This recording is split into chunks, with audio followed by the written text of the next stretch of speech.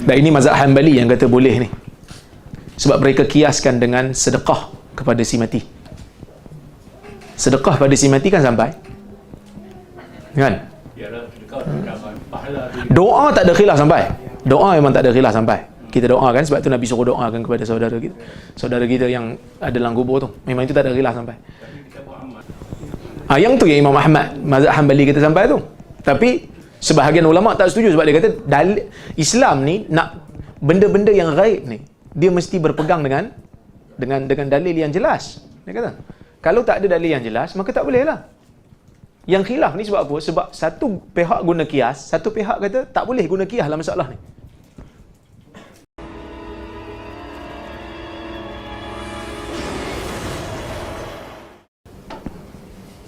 Nabi SAW bersabda, jika salah seorang dari kalian meninggal dunia, maka jangan tahan jenazahnya, segera bawa dia ke kuburnya dan bacalah surah Fatihah di kepalanya dan surah Baqarah di kaki kuburnya. Hadis riwayat Tabrani dan Baihaqi.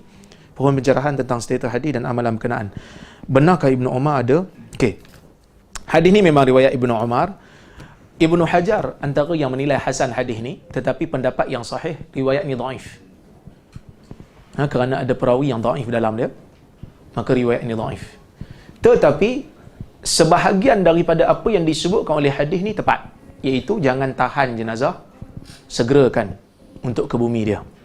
Adapun membaca Al-Quran di kubur, yang ni adalah isu yang khilaf qadim, khilaf yang terlalu panjang. Sebahagian ulama membenarkan, sebahagian ulama melarangnya. Benda ni adalah benda khilaf di kalangan para ilmuwan Islam. Okey? Siapa yang kata boleh? Yang kata boleh ialah Imam Syafi'i sendiri. Baca Quran di kubur ni. Imam Syafi'i kata kalau khatam Quran di kubur tu lebih baik. Kenapa? Kerana bila baca Quran, rahmat turun. Masa tu kita doa untuk mayat, mustajab. Ada ulama yang tak benarkan.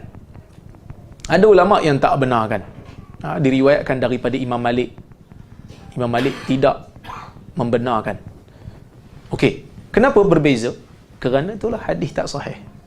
Sesiapa yang nak ambil pendapat yang kata tak boleh, silakan. Sesiapa yang kata boleh pun ada hujah dan dalil. Saya punya pandangan, wallahu ta'ala alam, saya cenderung kepada pendapat yang kata tidak dibacakan Al-Quran di kubur, kerana Nabi dalam hadis yang sahih, Nabi hanya memberi salam dan berdoa. Is'alu li akhikumut tathbit fa innahu al-an yus'al.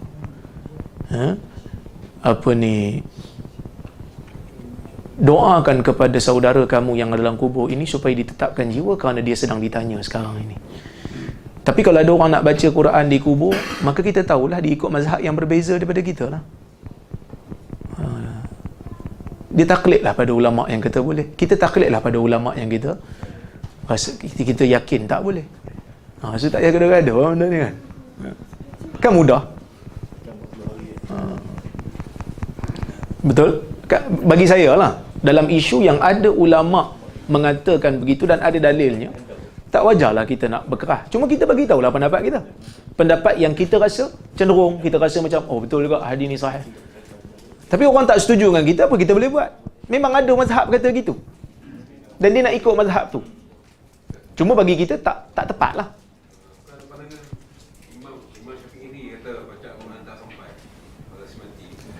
Itu yang saya sebut tadi. Baca Quran di kubur pada Imam Syafi'i itu adalah untuk menurunkan rahmat kepada diri dia, supaya dia boleh berdoa pada mayat dan doa dia makbul. Macam mana?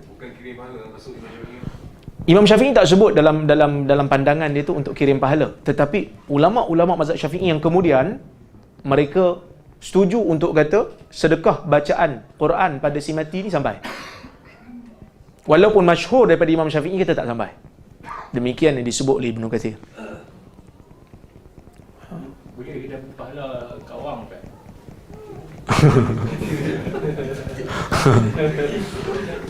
Dan ini mazhab Hanbali yang kata boleh ni. Sebab mereka kiaskan dengan sedekah kepada si mati. Sedekah pada si mati kan sampai. Kan? Yalah, sedekah dalam baca Quran, doa. pahala tu. Doa tak ada khilaf sampai. Doa memang tak ada khilaf sampai. Kita doakan, sebab tu Nabi suruh doakan kepada saudara kita yang ada dalam kubur tu. Memang itu tak ada khilaf sampai. Tapi kita buat amal, kita Quran kita kata bagi pahala macam pergi kat bapak kita yang mati. Yang tu yang Imam Ahmad mazhab Hanbali kata sampai tu. Tapi sebahagian ulama tak setuju, sebab dia kata Islam ni nak benda-benda yang ghaib ni dia mesti berpegang dengan dalil yang jelas. Dia kata kalau tak ada dalil yang jelas maka tak boleh lah. Yang khilaf ni sebab apa? Sebab satu pihak guna kias, satu pihak kata tak boleh guna kias dalam masalah ni. Saya nak gambarkan apa? Saya nak gambarkan isu ni kita tak wajar lah untuk kita berkeras. Cuma bagi tahu pendapat yang kita rasa sesuai dengan penilaian kita, ustaz kita hurai, kita setuju yang tu, kita pegang yang tu. Tapi kalau orang lain kata tak setuju, tak apa, dia ikut Imam Ahmad. Tak kita kata Imam Ahmad mubtadi' dalam masalah ni. Tak kita kata Imam Ahmad mazhab Hanbali dalam masalah ni ahli bid'ah. Bagi kita bid'ah lah, tapi kita tak wajar ingkar kerana benda ni ada ilmuwan yang sebut. Kita semua beritahu, pendapat yang sahih pada saya yang ni lah, pendapat yang rajih, yang kuat bagi saya. Kecuali lah kalau dia buat mazhab baru yang tak ada ulama lain duk sebut, kita masa tu kita boleh bagi tahu lah.